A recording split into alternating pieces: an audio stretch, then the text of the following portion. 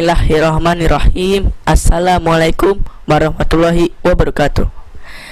Teman-teman, nama saya Qaisuri Sanaludin. Kali ini kita akan membahas tentang sahabat Nabi yang paling awal memeluk Islam, khalifah pertama yang meneruskan perjuangan Nabi Muhammad SAW dalam pemimpinan umat Islam, yaitu Abu Bakar As-Siddiq radhiyallahu anhu. Setelah wafat Nabi Muhammad SAW, beliau menjadi khalifah Islam pertama pada tahun 632 Masehi hingga tahun 634 Masehi. Merupakan satu di antara 4 khalifah yang diberi gelar Khulafah Ur-Rasyidin atau khalifah yang diberi petunjuk. Abu Bakar merupakan ayah Aisyah yang merupakan istri Nabi Muhammad SAW. Nama sebelum masuk Islam adalah Abdul Ka'bah, yaitu hamba Ka'bah. Setelah masuk Islam, nama beliau diubah oleh Muhammad menjadi Abdullah, yang artinya hamba Allah. Selain itu, Nabi Muhammad SAW juga memberi gelar As-Siddiq, yang artinya jujur. Setelah beliau memberikan dan mempercayai keistimewaan Isra Mi'raj yang diceritakan oleh Nabi Muhammad SAW kepada para pengikutnya, dari situlah ia dikenal dengan Abu Bakar As-Siddiq radhiyallahu anhu. Abu Bakar As-Siddiq merupakan keturunan Bani Taim, suku Quraisy.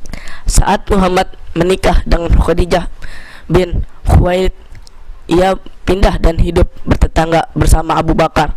Sejak saat itulah mereka saling berkenalan. Usia mereka berdua sama-sama pedagang dan ahli berdagang.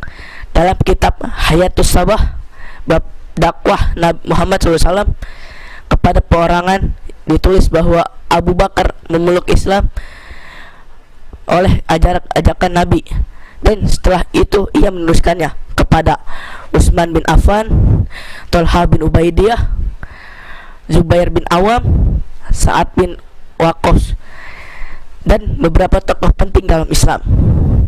Namun istri beliau, Qutailah bin Uzzah, dan anaknya Abdul Rahman bin Abu Bakar tidak mau memeluk Islam, sehingga Abu Bakar menceraikannya dan berpisah dengan anaknya. Tetapi istri yang lain, Ummu Ruman, menjadi muslimah. Saat Nabi Muhammad hijrah ke Madinah pada tahun 622 Masehi, Abu Bakar adalah satu-satunya orang yang menemani. Setelah beberapa saat hijrah, Nabi Muhammad SAW menikah dengan anaknya Abu Bakar, sehingga ikatannya keluarga makin erat. Selama Rasulullah sakit, saat menjelang wafat, dikatakan bahwa Abu Bakar ditunjukkan menjadi imam sholat, menggantikan. Banyak yang menganggap itu sebagai indikasi bahwa Abu Bakar akan menggantikan posisinya. Bahwa setelah Muhammad meninggal dunia, Abu Bakar As-Siddiq dianggap sebagai sahabat Nabi yang paling tabah menghadapi meninggalnya Nabi Muhammad SAW. Setelah kematian Nabi Muhammad, dilakukannya musyawarah di kalangan para pemuka kaum Ansor dan Muhajirin di Madinah, yang akhirnya menghasilkan petunjuk Abu Bakar, yang menunjukkan Abu Bakar sebagai pemimpin baru umat Islam atau khalifah Islam pada tahun 632 Masehi. Pada masa kepemimpinan Abu Bakar menjadi beberapa masalah yang mengancam persatuan di antara umat Islam saat itu.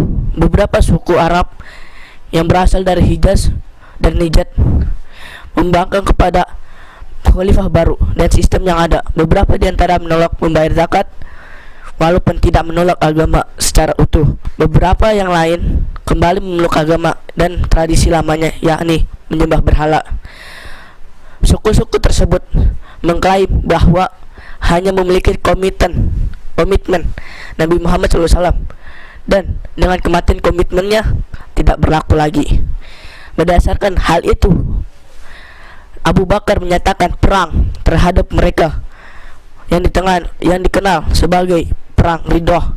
Dalam perang Ridho, peperangan terbesar adalah memerangi Ibnu Habib al-Hanafi yang dikenal sebagai Musailamah al-Kadzab, Musailamah si pembohong, yang mengklaim dirinya sebagai nabi baru menggantikan Nabi Muhammad.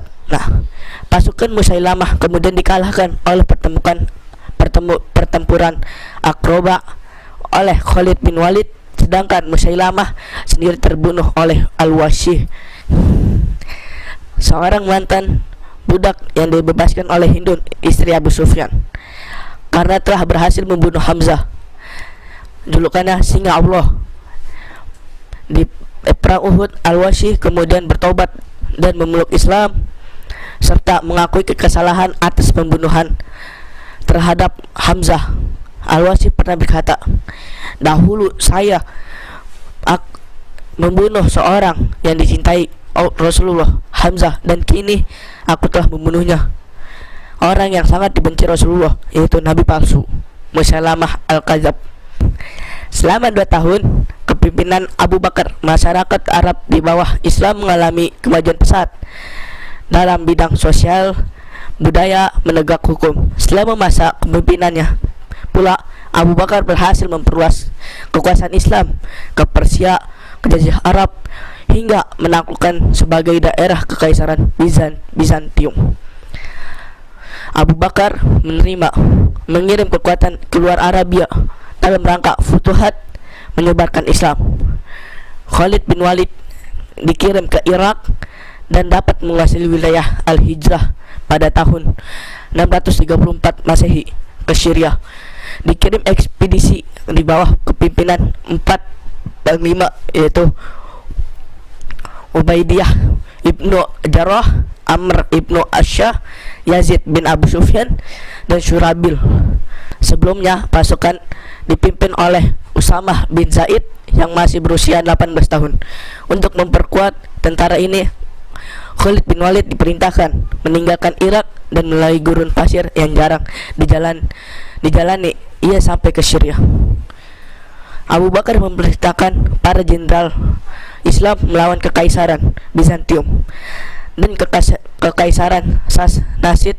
Khalid bin Walid menaklukkan Irak dan dengan mudah, sementara ekspedisi ke Syria juga meraih sukses. Abu Bakar juga berperan dalam melestarikan teks-teks Al-Quran. Setelah kemenangan yang sangat sulit melawan Musailamah al-Kadzab dalam perang Riddah, banyak para penghafal Al-Quran yang tewas dalam pertempuran. Umar kemudian meminta Abu Bakar untuk mengumpulkan koleksi dari Al-Quran. Dibentuklah sebuah tim yang diketuai oleh sahabat Zaid bin Sabit.